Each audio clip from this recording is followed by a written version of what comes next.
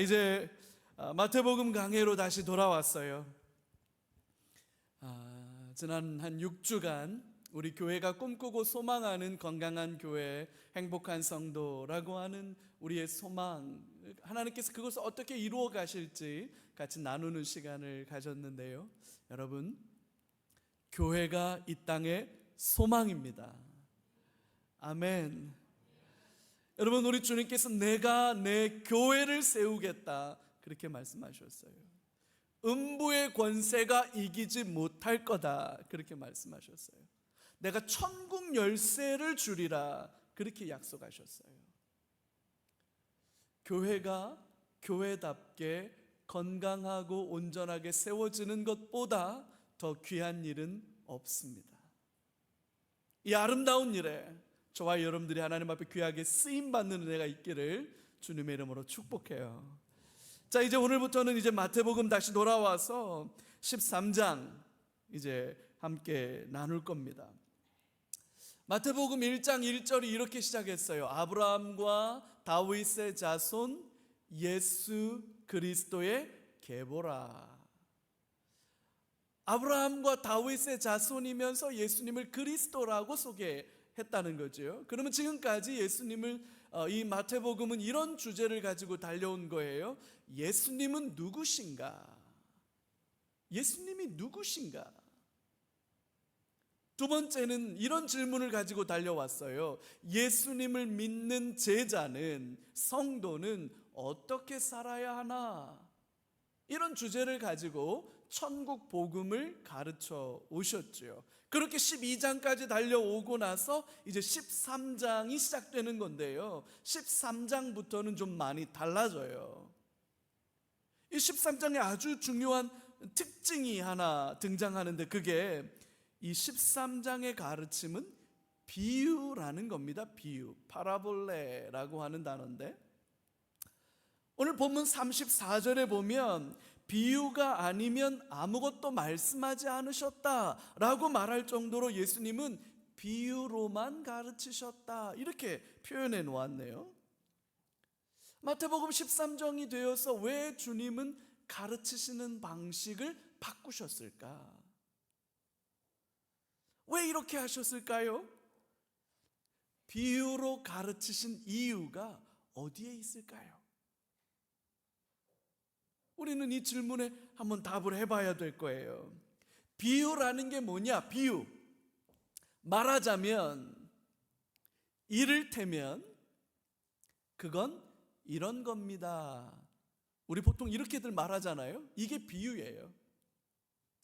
이를테면, 말하자면 그건 이런 것 같습니다. 이렇게 말하는 거죠. 어떤 중요하고 어려운 개념을 설명하고 가르치기 위해서 일상에서 흔하게 볼 수 있는 것으로 예를 들어서 설명하는 방식이에요. 일상에서 흔하게 보이는 일이지만 그 안에는 굉장히 깊고 심오한 영적인 진리가 담겨 있습니다. 그래서 비유를 가지고 어떻게 하느냐에 따라서 성경 해석이 많이 달라져요. 여러분, 그래서 이단들이 장난칠 때 다 이 비유 가지고 장난칩니다. 우리가 잘 알고 있는 그 신천지 이단은 비유풀이, 자기네들만 비유를 풀 수 있다는 거예요. 그래서 비유풀이라고 해가지고 성도들을 막 현혹시키죠. 신천지뿐만 아닙니다.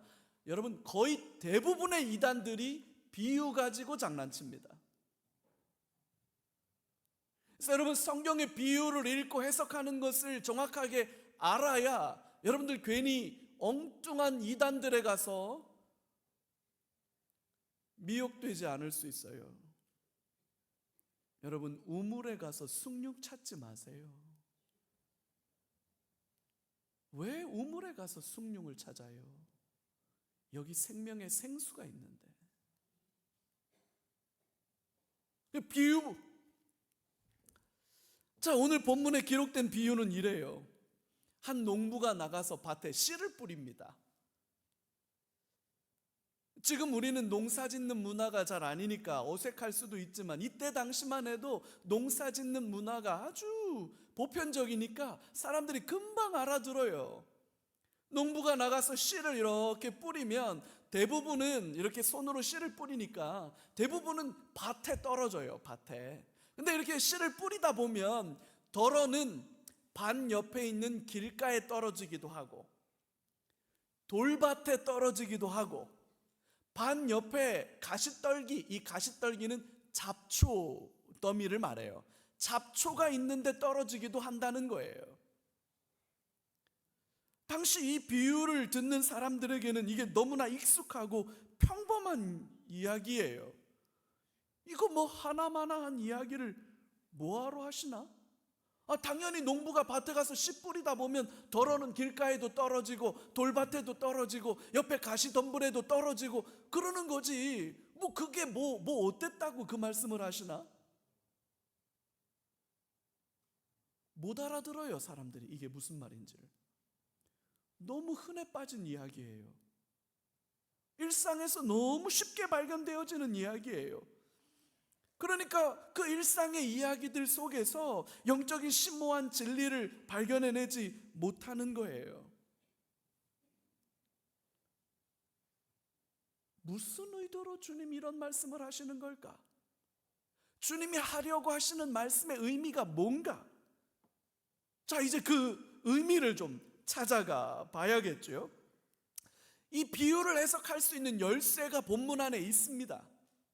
오늘 본문 1절과 2절에 이 본문을 해석하는 열쇠, 그걸 이미 줬어요. 이렇게 되어 있습니다. 그날 예수께서 집에서 나가사 바닷가에 앉으심에 큰 무리가 그에게로 모여들거늘 예수께서 배에 올라 앉으시고 온 무리는 해변에 서 있더니, 그날 큰 무리가 예수님께 나와왔다. 이게 이 비유를 해석하는 출발이에요, 여러분. 그날이 어떤 날이길래 그날 많은 사람이 예수님에게 왔다. 먼저 그날에 대한 이야기를 해보죠. 그날, 이게 시작을 이렇게 하는 걸로 봐서 앞에 12장의 논의와 이 13장은 연결되어 있다는 뜻이죠. 연결해서 보라는 거예요. 자, 그럼 마태복음 12장에 무슨 일이 있었느냐? 마태복음 12장에 무슨 일이 있었느냐? 마태복음의 12장으로 가면 예수님이 바리새인들과 안식일을 거룩하게 지키는 문제와 관련해서 논쟁이 붙습니다. 바리새인들이 예수님이 너무 미운 거예요. 너무 꼴보기 싫어요. 그래서 12장 12절로 가보면 뭐라고까지 얘기하냐면 예수를 죽여버려야겠다. 저 예수 죽여버려야겠다. 이런 논의를 합니다. 무섭죠? 자기네 뜻과 자기네 방식대로 예수님이 안 한다고 예수님을 죽여버리겠다라는 결정을, 그런 의논들을 하고 있는 거예요. 그러다가 또 다음에 어떤 일이 벌어지냐면 귀신에 사로잡혀서 말하지도 못하고 보지도 못하고 듣지도 못하는 사람을 예수님이 고쳐주시는 놀라운 치유의 사건이 일어났어요. 근데 이 사건을 보고 바리새인들이 뭐라고 말하냐면 예수님이 지금 이 기적을 일으킨 건 하나님의 능력이 아니라 귀신의 왕 바알세불을 힘입는 거다, 그렇게 얘기했어요. 이건 귀신의 왕의 힘을 빌린 거다. 그러니까 예수님을 박수무당이라고 얘기하는 거예요. 아주 용한 무당이라는 거예요. 예수님을 완전히 모욕하는 거죠. 반면에 그 사건을 경험한 많은 사람들은, 야, 말하지도 못하고 듣지도 못하고 보지도 못하는 사람이 고침받는 이런 사건이 일어나는 건 혹시 이분이 다윗의 후손이신 거는 아니야? 라고 생각하기 시작합니다. 그러니까 예수님을 메시아로 알아보는 사람들이 생겨나는 거예요.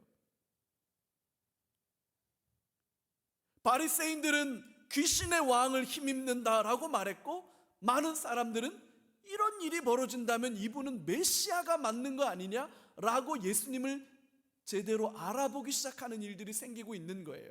그때 예수님이 이런 말씀을 하시죠. 결코 용서받을 수 없는 죄가 있다. 성령을 회방하는 죄는 결코 용서받지 못한다. 여러분, 얼마나 무서운 말이에요. 그런 말씀을 하실 때 예수님의 어머니와 형제들이 예수님을 찾아왔어요. 그래서 사람들이 예수님, 마리아와 예수님의 형제 자매들이 왔습니다. 그랬더니 예수님이 이렇게 말해요. 누가 내 어머니고 내 형제 자매냐? 그러면서 이렇게 말씀하세요. 하나님의 뜻대로 행하는 자가 내 어머니요, 내 형제요, 내 자매다. 누가 진짜 가족이냐? 그 얘기를 하시는 거예요. 그리고 나서 그날, 이런 일이 있었던 그날 우리 주님이 바닷가로 나가셨고 거기에서 이 비유로 가르치시고 있다는 거예요. 그러니까 이 연장선에서 이 비유를 보라는 거예요. 많은 사람들이 나왔어요. 그 많은 사람들이 도대체 어떤 사람들이냐라고 그 사람들을 이야기하고 있는 거예요. 누군가는 예수님을 메시아 그리스도로 알아보기 시작했고, 누군가는 아예 싹을 잘라 죽여버려야 한다고 의논하는 상황. 진리의 말씀을 다 같이 들었지만 누군가는 그 말씀을 알아듣고 누군가는 전혀 알아듣지 못하는 상황. 그 상황에 이 비유가 말씀되고 있는 거죠. 그러면서 주님이 귀 있는 자는 들을지어다. 우리가 좀처럼 귀가 없잖아요. 우리 귀 있는 사람 잘 못 보잖아요. 아침에 두고 오셨죠? 씻으시면서 욕실에 이렇게 빼놓고 지금 그냥 오셨잖아요. 여러분, 귀 없는 사람이 어디 있어요? 귀 있는 자는 들으라. 재밌는 표현이죠. 근데 문제는 예수님의 이 비유의 가르침을 제대로 깨닫고 알아듣는 사람이 없었다는 거예요. 오늘 이 9절까지 이 비유를 말씀하셨는데 제자들이 못 알아들어요. 하나마나 한 얘기를 왜 하시나? 그게 무슨 얘기야? 아니, 농부가 밭에 가서 씨 뿌리다 보면 덜어는 길가에 떨어지지. 그렇지. 돌밭에 떨어지지. 그렇지. 가시덤불에 떨어지지. 그렇지. 어쩌라고? 그 뭔 얘기를 하신 겁니까? 그래서 나중에 예수님에게 따로 찾아가서 물어봐요. 그게 무슨 얘기예요, 예수님? 그랬더니 예수님이 차근차근 이 비유를 설명해 주십니다. 그게 뒷부분의 내용이에요. 23절까지. 이 비유가 무슨 의미인지를 설명해 주시는 거죠. 여러분, 여기에서 우리가 주목해 봐야 하는 것은 이런 거예요. 예수님의 말씀을 깨닫고 싶어 하는 마음이 있느냐는 거예요. 예수님의 말씀을 알아듣고자 하는 마음의 소원을 가지고 있냐는 거예요. 여러분, 그게 영적인 목마름인 거예요. 여러분, 그게 가난함이에요. 비유의 뜻을 못 알아들어요. 무슨 말인지 못 알아들어요. 그래서 답답해요. 답답해요. 왜 답답합니까? 알아듣고 싶은데 못 알아들으니까 답답해요. 그래서 어떻게 합니까? 주님께 여쭈어 봐요. 하나님, 이게 무슨 뜻이에요? 그러면 주님이 상세하게 가르쳐 주세요. 그거 이런 말이야. 이런 뜻이란다. 반면에 어떤 사람들은 예수님이 하신 말 하나만 한 얘기 뭐 달러 하나, 아이고 시간만 낭비했다. 그리고 아무런 관심이 없어요. 깨닫고 싶은 마음이 없어요. 알아듣고자 하는 마음이 없어요. 그런 사람들에게는 그냥 흘러 지나가는 거지요. 너무나도 중요한 놀라운 생명과 진리의 말씀이 주어지지만 목마른 사람만 마시는 거예요. 다른 거 잔뜩 먹어서 배부른 사람, 관심 없는 사람, 교만한 사람들은 아무 유익을 누리지 못하는 거예요. 여러분, 소를 데리고 양을 데리고 우물까지 데려가는 건 목자 책임이에요. 근데 마시고 안 마시고는 양소가 할 일이에요.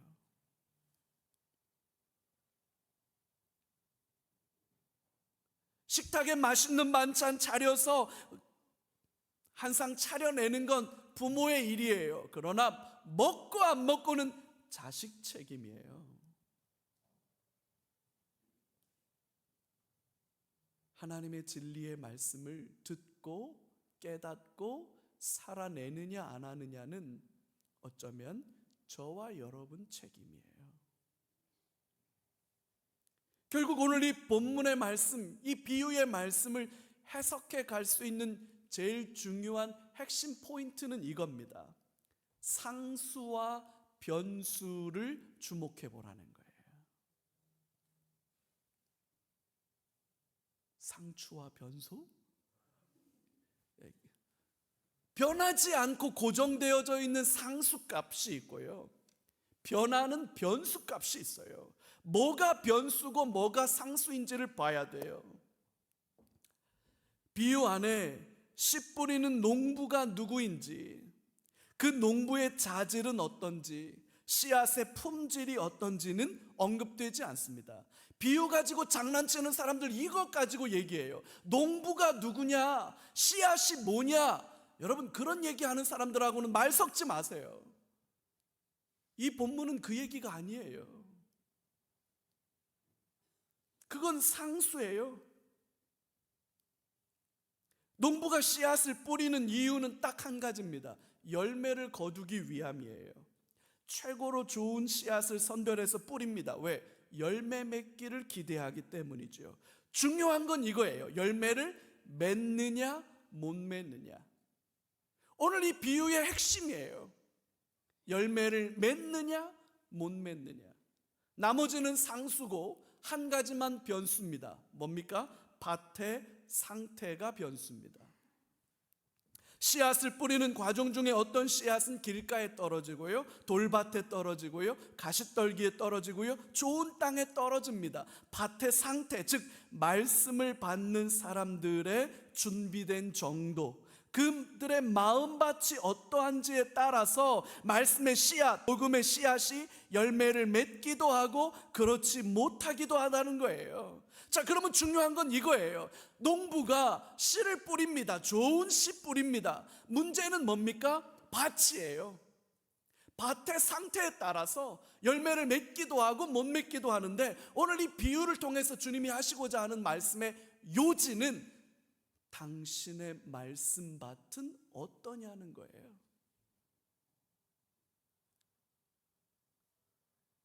그 얘기를 하는 거예요. 상태에 따라서 밭은 4개로 구분됩니다. 첫 번째는 길가예요. 밭 옆에 나 있는 길가죠. 밭 옆에 길이 있지 않습니까? 그죠? 근데 그 길은 사람들이나 말과 소가 늘상 오가는 길이기 때문에 딱딱하게 다져져 있어요. 그러니 씨앗이 몇 개가 길 옆에 떨어진다 할지라도, 길가에 떨어진다 할지라도 그 씨가 그 딱딱한 길을 뚫고 땅에 심겨지지가 않아요. 그래서 길 위에 드러나 있어요. 길 위에 그냥 드러나 있으니까 새들이 와서 낼름 주워 먹는 거죠. 예수님은 이걸 설명하면서 그 새들이 마귀라고 그래요. 말씀을 들었는데요, 복음을 들었는데요, 하나님의 진리와 생명의 말씀을 들었는데요, 마귀가 와서 낼름 집어먹어 버려요. 여러분, 열매는커녕 싹도 안 나요. 척박하고 완고한 마음밭이지요.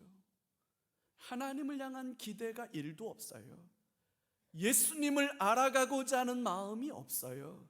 그러니까 마귀의 지배를 받는 거예요.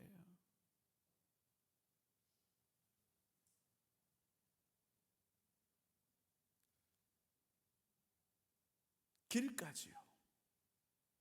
두 번째는 돌밭입니다. 돌밭. 이게 무슨 얘기냐면요, 여러분 농사 안 져봐서 잘 모르시겠지만 저도 어렸을 때 이렇게 기억해 보면 밭에 이렇게 해다 보면요, 밭이 이 밑에 바위가 있는 돌멩이, 큰 돌멩이 들어있는 그런 부분이 있어요. 그 바위 위에 흙이 있으니까 여기에 씨앗이 떨어지면 그 얕은 흙에 심기긴 합니다.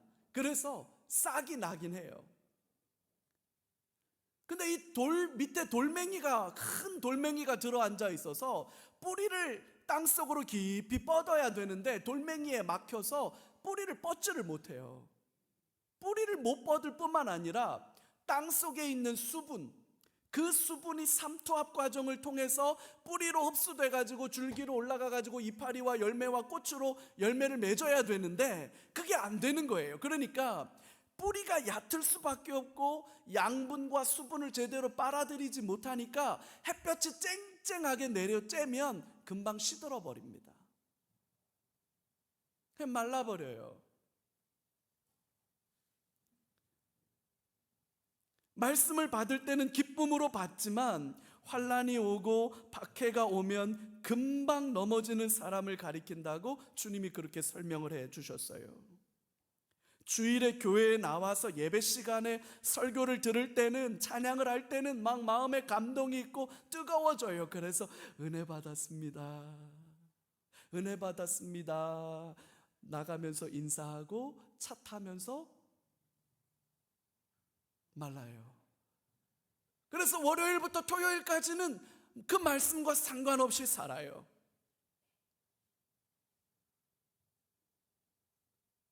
그래서 여러분, 한국교회 가장 큰 슬픔이 여기 있는 것 아닙니까? 주일날에는 성도예요. 주일날에는 예수님의 신실한 사람들입니다. 근데 교회만 나가면 세상 사람들과 하나도 안 달라요. 말씀을 살지를 않아요. 여러분, 교회가 편의점보다 더 많다는 얘기들을 해요. 그래서 어쩔 겁니까? 교회가 편의점보다 많아서 뭐 어떡할 겁니까? 성도가 1000만이 되고 2000만이 된다고 그래요. 여러분, 그래서 어쩔 겁니까?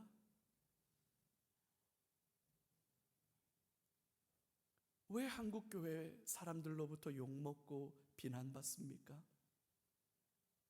교회 안에서는 굉장히 성도인 것 같은데 일상을 살아가는 삶의 자리로 들어가 보면 성도다움이 없다는 거잖아요. 돌밭이지요.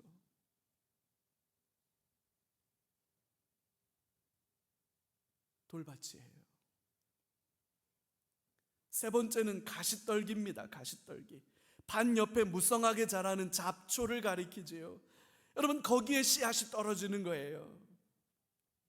흙이니까 땅에 심겨집니다. 싹이 나요. 근데 여기가 중요한 거예요, 여러분. 식물이요, 식물도 지능이 있다고 얘기를 하지 않습니까? 싹이 나고 난 뒤에 옆에 있는 잡초들과 생존 경쟁을 벌입니다. 그래서 옆에 있는 잡초보다는 더 웃자라야 햇볕을 받을 수 있어요. 그래서 옆에서 자라는 그 잡초들보다 더 빨리 자라서 햇볕을 받으려고 웃자라기 시작합니다.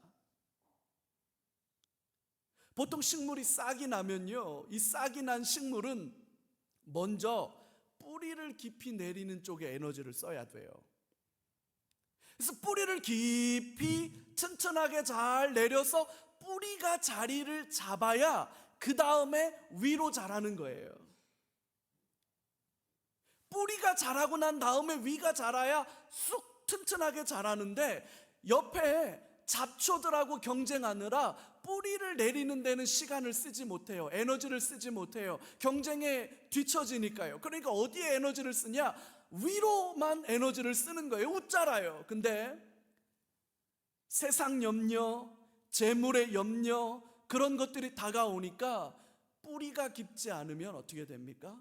이내 열매를 못 맺어요. 여러분, 뿌리를 깊이 내리려면 시간이 필요해요. 노력이 필요해요. 때로는 비용을 지불할 수 있어야 돼요. 하지만 이런 시간과 노력과 비용을 들이지 않는 겁니다. 왜요? 다른 것과 경쟁하기가 너무 힘들어요. 세상의 염려와 물질의 염려와 건강의 염려와 자녀에 대한 염려와 직장에 대한 두려움과 여러분 세상에 좋고 화려한 게 너무 많아요. 그것들 쳐다보느라고 그냥 쑥 자라버리는 게 더 빠르니까 그렇게 하려고 해요. 깊은 묵상이 없어요. 깊은 기도가 없어요. 얕아요. 너무 얕아요. 그래서 한문으로 이걸 얕을 천자에 얕을 박자를 씁니다.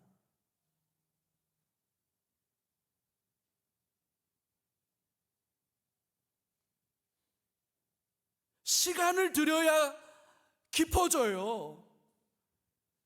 노력을 들여야 깊어집니다. 때로는 돈을 써야 돼요. 교회 신앙교육은 공짜로 하는 줄 알면 여러분 아니에요. 왜 그 귀한 거를 공짜로 한다고 생각합니까?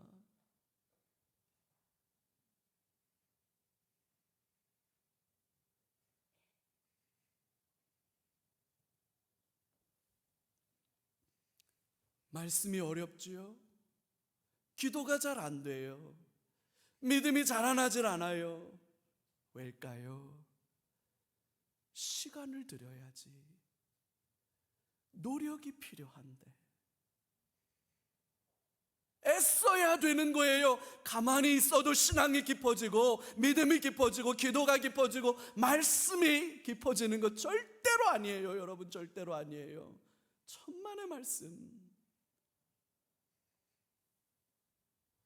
그러기엔 시간이 없어요. 그러기엔 귀찮지요. 해야 할 게 너무 많아요. 그러니까 건강하게 자라지 않는 겁니다. 건강하지 않으니까 모든 염려와 걱정과 두려움들과 세상 즐거움들이 우리를 흔들려고 할 때 여러분 우리는 마구 흔들리는 거예요. 저와 여러분은 그렇지 않습니까? 마지막으로는 좋은 땅이 있다고 하네요. 좋은 땅에 씨가 떨어지면 우리가 잘 아는 것처럼 땅에 심겨지지요. 땅이 좋으니까요 뿌리를 깊이 내립니다. 시간이 걸려도 노력하고 했어요. 그리고 이제 뿌리가 잘 내리고 나면 이제 위로 자라지요. 그래서 줄기도 튼실하고요 꽃도 큼지막하게 피고요 열매도 탐스럽게 열리는 거예요. 100배, 60배, 30배로 열매 맺는 거예요. 말씀을 듣고 들은 말씀을 깨닫고 깨달은 말씀대로 사는 거지요. 사는 게 열매입니다. 은혜 받았어요. 그건 열매 아니에요. 그렇게 사는 게 열매예요. 농부이신 하늘 아버지께서 원하시고 기대하시는 일이지요. 우리 하나님이 원하시는 건 열매예요. 은혜 받았습니다. 그거 아니에요. 싹도 튀어보지 못하는 길가도 아니고 조금 자라다가 이내 시들어버리는 돌밭도 아니고 뿌리 없이 옷자라기만 하다가 결국 아무런 열매도 맺지 못하는 가시떨기도 아니고 풍성하게 열매 맺는 좋은 밭. 사랑하는 성도 여러분, 우리 모두가 이 좋은 밭 되기를 주의 이름으로 축복합니다. 주님은 그 얘기를 하고 싶은 거예요. 결국 주님은 이렇게 얘기하시는 거죠. 너의 말씀밭을 점검해봐라.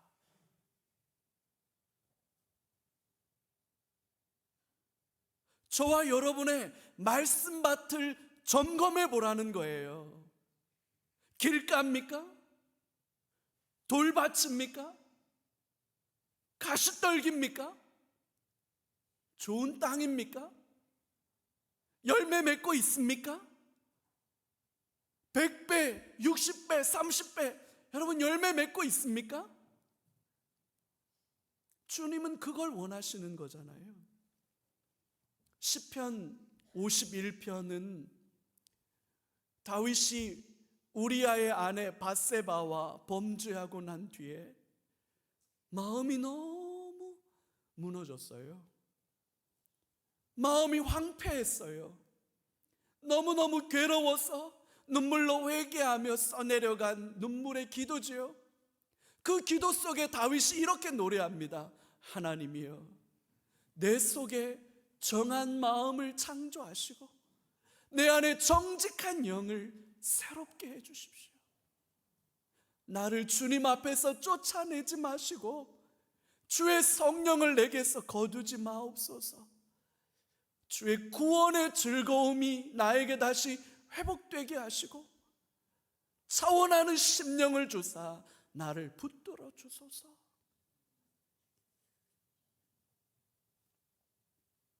다윗은 어느 순간 자기의 마음이 길가처럼 돼 있는 거예요. 구원의 기쁨이 사라졌어요. 하나님의 성령이 떠나버리신 것 같아요. 하나님을 향한 사모하는 마음이 내 안에 없어요. 그걸 발견하고 우는 거예요. 하나님, 내 안에 정한 마음을 창조해 주십시오. 왜 창조해 달라고 말해요? 없으니까. 사라져버린 거예요. 나를 떠나지 마십시오. 왜 그렇게 말해요? 마치 하나님이 나를 떠나신 것 같아. 하나님을 잃어버린 것 같아. 성령을 거두지 마옵소서. 성령이 떠나버리신 것 같은 거예요. 구원의 즐거움을 다시 회복시켜 달라고 기도해요.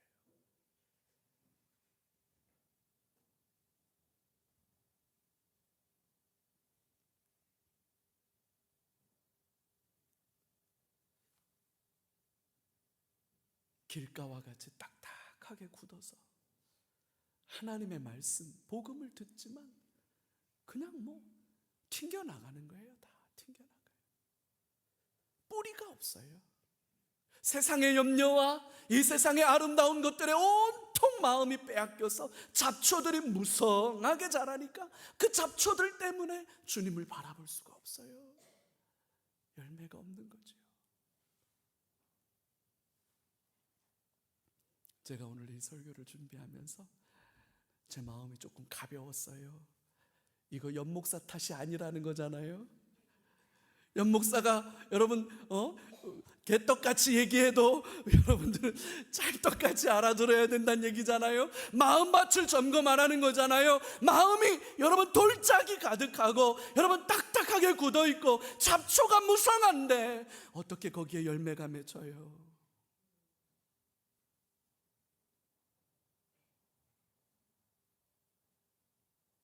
바리새인처럼 살고 있다는 거잖아요. 주님과 상관없이 종교인으로 살고 있다는 거잖아요. 주님이 뭐라고 말하든 상관없이 나는 my way, 내 길 가겠다는 거잖아요. 가요. 다음 주 한번 봐요. 어떻게 되는지.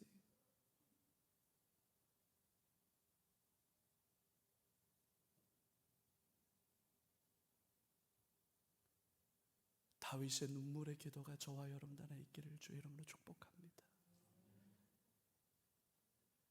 내 안에 정한 마음을 창조해 주십시오.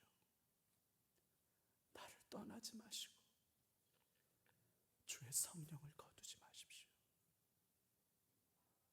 나에게 구원의 기쁨을 거두어 가지 마십시오. 하나님이 저와 여러분들의 마음밭을 좋은 땅으로 바꾸어 주시기를, 그래서 열매 맺는 저와 여러분들 되시기를 주의 이름으로 축복합니다. 우리 같이 한번 기도해요. 우리 시간에 기도할 때 여러분 이 세 가지 같이 한번 선포하고 기도할 거예요. 첫 번째, 말씀을 읽고 묵상하고 살아내는 일에 열심을 주옵소서. 아멘. 두 번째요, 내 속에 정한 마음을 주셔서 열매 맺는 좋은 땅으로 변화시켜 주옵소서. 아멘. 세 번째요, 가을 말씀 사경회를 통해서 말씀의 부흥이 일어나게 하여 주옵소서. 이번 가을에 말씀의 부흥이 일어나도록 하나님 역사해 주옵소서. 우리 그렇게 말씀 붙들고 하나님 우리를 새롭게 해달라고 기도하며 나아갑니다. 존귀하신 아버지 하나님 감사합니다. 우리를 붙들어 주시고 우리를 인도하여 주시는 하나님의 사랑과 은혜와 능력, 오늘 여기 있사오니 주여, 주여 우리의 마음을 지켜주시고 붙들어주시고 주님의 마음으로 인도하여 주시고 주님의 성령으로 역사하여 주옵소서. 말씀을 읽고 말씀을 묵상하고 말씀을 살아내는 일에 열심을 주옵소서. 하나님 우리의 마음밭이 기경되게 하여 주셔서 길가와 같은 마음, 돌밭과 같은 마음, 가시덤불과 같은 마음 녹아지게 하여 주시고 좋은 땅이 되게 하여 주셔서 말씀을 듣고 뿌리가 내려지게 하여 주옵소서. 시간이 필요하고 노력이 필요하고 하나님 때로는 하나님 돈을 들여서라도 그 일을 사모해야 될 만큼 귀한 일이라도 하나님 그 일을 살아낼 수 있도록 우리를 붙들어 주시고 하나님 그래서 열매 맺는 땅이 되게 하시고 100배로 60배로 30배로 열매 맺게 하여 주옵소서. 가을 말씀 사경회를 붙들어 주옵소서. 부흥의 역사가 일어나게 하여 주옵소서. 말씀을 살아내는 역사가 일어나게 하여 주옵소서. 주님 우리와 함께 하여 주심을 찬양드리며 귀하신 예수님의 이름으로 기도하옵나이다. 아멘. 우리 이 시간에 다 같이 자리에서 일어나셔서 주님 말씀하시면 내가 나아가겠습니다. 주님 뜻이 아니면 나는 멈추어 설 것입니다. 나의 가고 서는 것은 주님 뜻에 있으니 주님 나를 이끌어 주옵소서. 우리 기도 제목과 같은 마음으로 우리 찬양 고백 함께 드리겠습니다.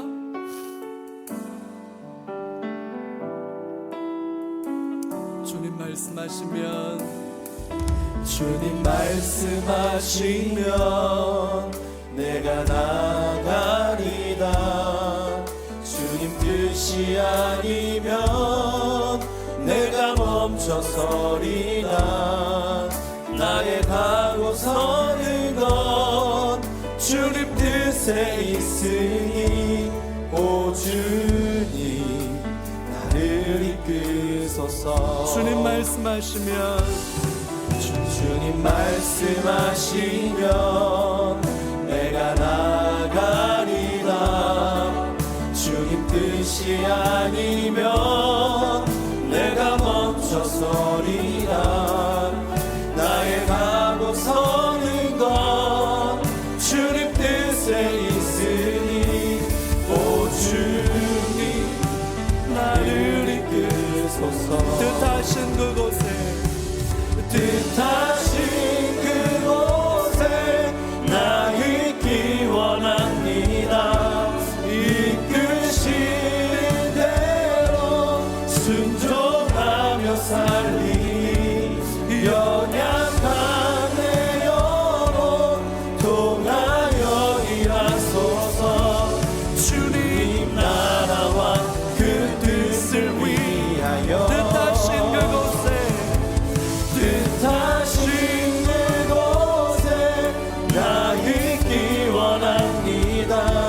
이끄시는 대로 순종하며 살리니. 연약한 내 영혼 통하여 일하소서. 주님 나라와 그 뜻을 위하여 우리 한 번만 더 고백합니다. 뜻하신 그곳에 나 있기 원합니다. 이끄시는 대로 순종하며 살리니. 연약한 내 영혼 통하여 일하소서.